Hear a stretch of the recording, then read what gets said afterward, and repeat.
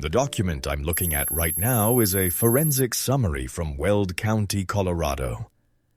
July 2019. A pipeline crew is digging a trench through a field, roughly 15 miles from a neighborhood called 43rd Avenue Court, and they hit something that stops the excavator cold. It's been 35 years. That's the first number that gets me every time I come back to this file. Not the crime itself, though the crime is devastating enough. The number. 35 years between a 12-year-old girl walking out of a Christmas concert and the moment the earth finally gave her back. I've looked at cold cases where families waited a decade, cases where they waited 20 years. This one is different, and I think it's different in a way that takes a minute to settle. Because Jonelle Matthews didn't just disappear. She disappeared into a particular kind of silence, the kind that a specific person worked very hard to maintain. And that person made one mistake, one small, precise mistake. He wrote something down. He wrote down a detail that only the killer was supposed to know, and his ex-wife found it in the trash. That is what I couldn't walk away from. Not the disappearance, the note. Here's what the record shows, and I want to go through this carefully, because the sequence matters. December the 20th, 1984. Greeley, Colorado. According to available records, freezing temperatures had settled in, and fresh snow covered the ground, the kind that records everything. Jonelle Matthews is 12 years old.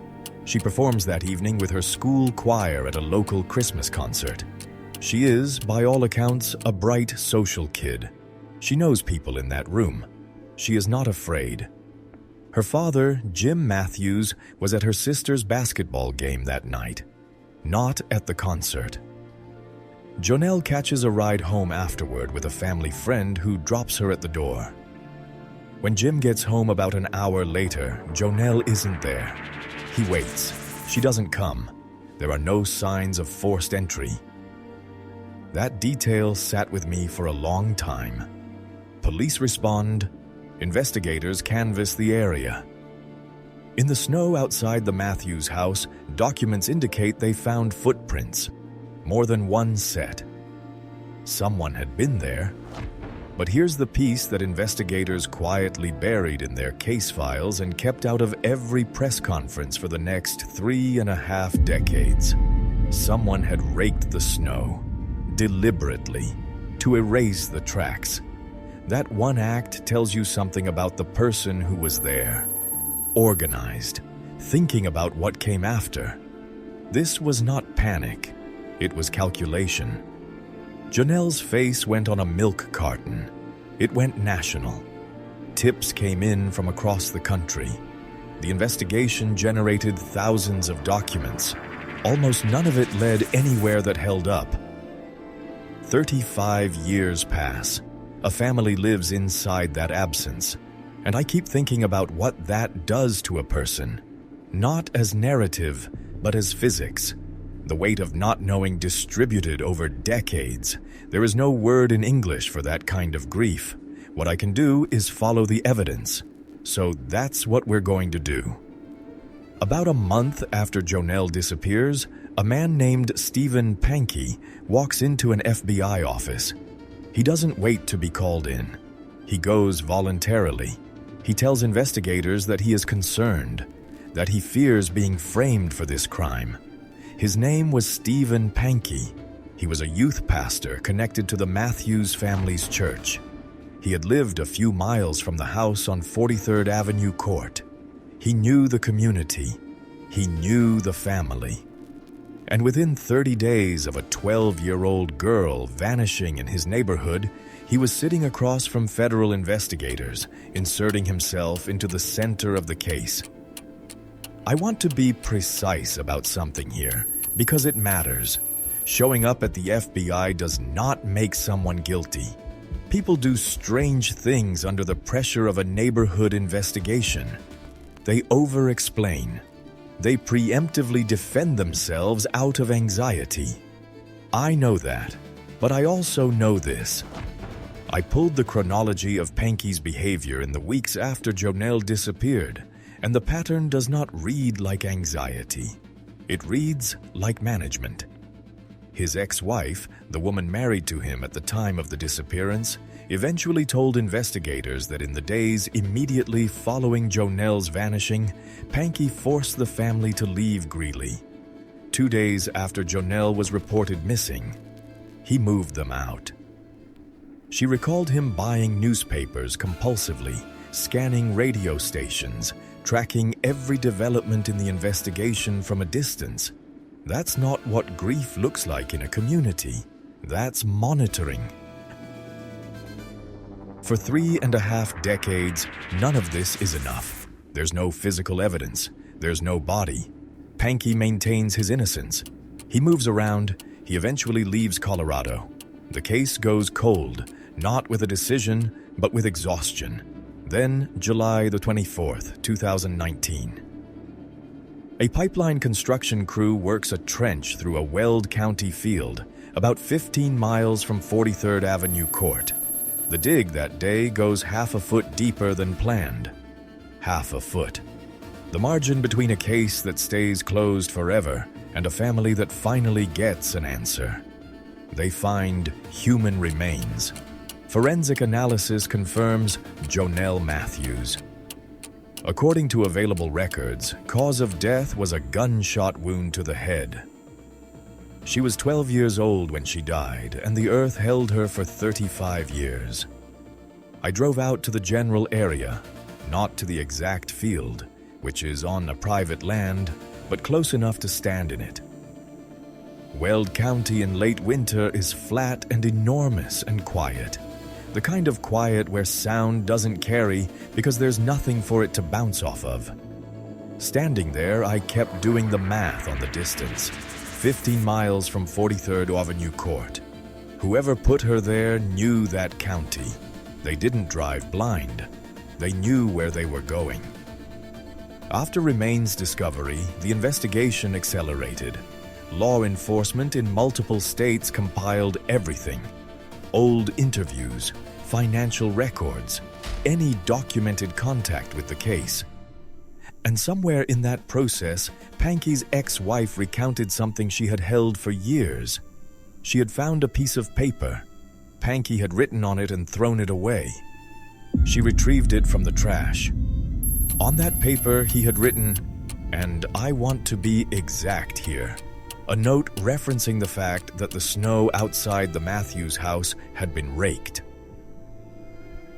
I need you to sit with that for a moment. The raked snow was never released publicly. It was a held detail, protected specifically to screen out the false confessors who always materialize in high-profile cases. Only investigators and the person standing in that snow should have known about it. How does Stephen Pankey know about the raked snow? That question doesn't resolve neatly.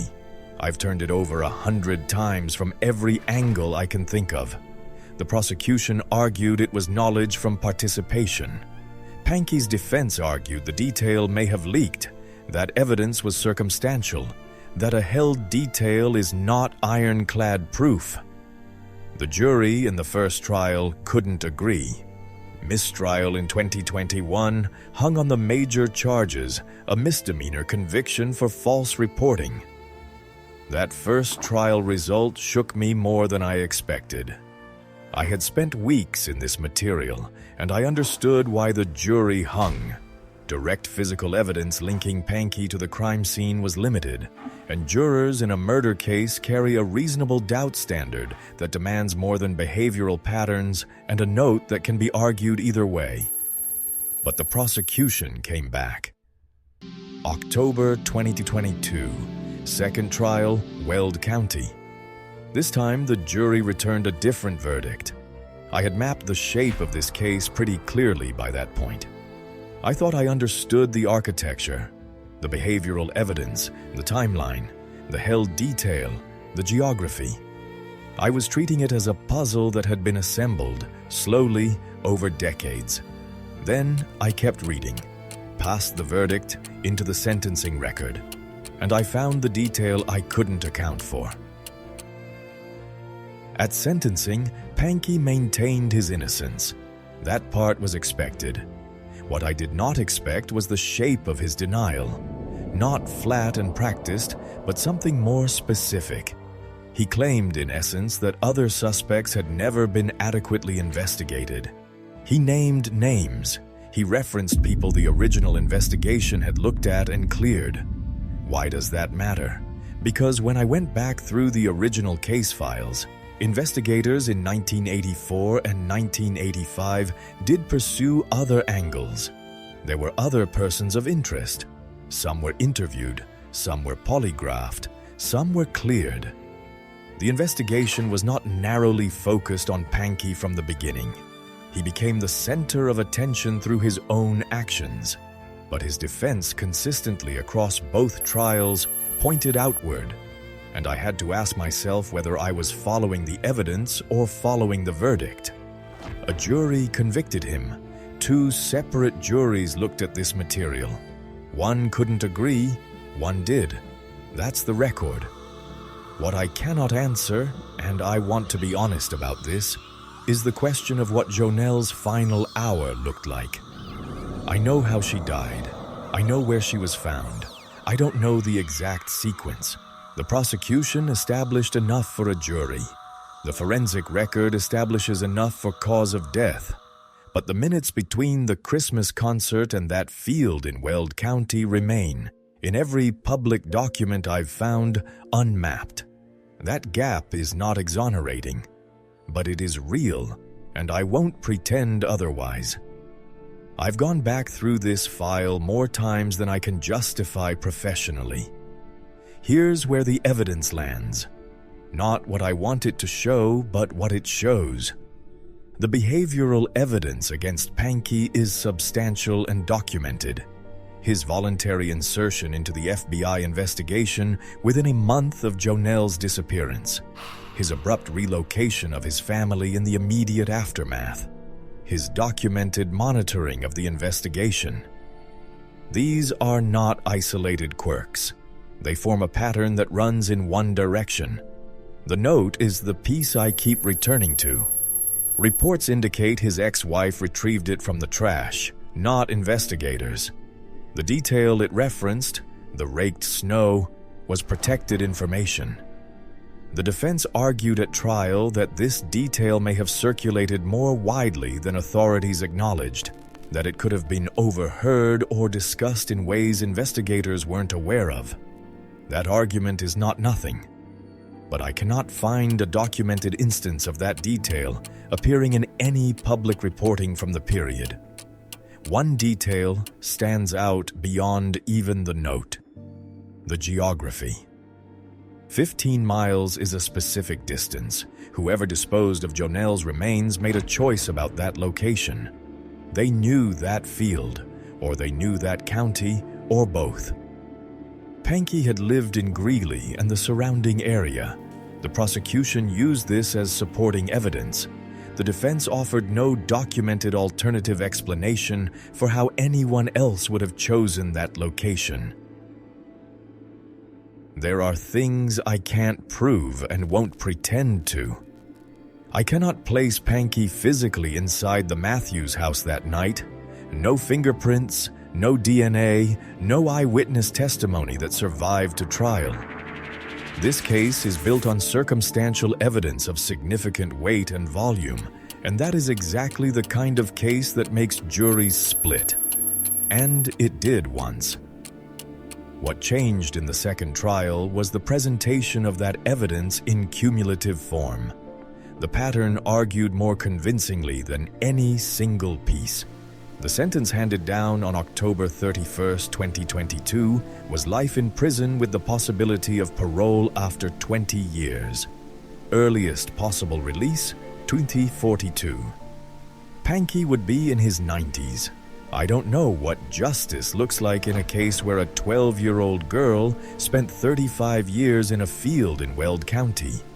I don't think the word applies cleanly.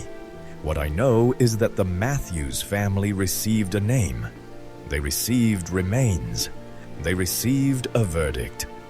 What constitutes closure, whether that word even means anything to a family that carried this for 3.5 decades, is not something I can speak to. But the case was solved, functionally, by two things: an excavation crew that dug 6 inches deeper than planned, and a piece of paper a woman pulled out of a trash can. 2 accidents, 2 tiny deviations from routine. 35 years of silence ended by 6 inches and a scrap of paper. I come back to 43rd Avenue Court in my head more than I come back to that Weld County field. The field is where the case ended. 43rd Avenue Court is where it started, where someone stood in fresh snow and then raked it clean and walked away, believing they had erased themselves. They almost had. Jonelle Matthews was 12 years old. She was singing Christmas songs a few hours before she disappeared. She had her whole life laid out ahead of her in the way that 12-year-olds do. Unexamined, assumed, enormous, and someone decided to take it. What I keep sitting with, what I don't think will leave me, is not the crime itself. It's the note, the piece of paper, the fact that for however many years that note existed, a family was grieving and a man was carrying a secret that he had, for some reason, felt the need to write down. Why write it down? What does a person need from putting that on paper? Was it confirmation, memory, something else entirely? I don't have that answer. I'm not sure the trial produced it either. Pankey is at Arkansas Valley Correctional Facility in Ordway, Colorado. He is still, by his own account, innocent. The jury disagreed. The evidence disagreed. But the question of what was in his mind that December night, what he was thinking, what he told himself, what story he built around what he did, that question belongs to a part of the case that no verdict can open. Jonelle was found. That much is true. That much is permanent. But I keep thinking about the 6 inches, the half a foot of soil between a closed case and an open one, between a family that never knows and a family that finally does. That margin is not justice, it's luck. And in a case like this one, luck and justice are not the same thing, no matter how much we want them to be.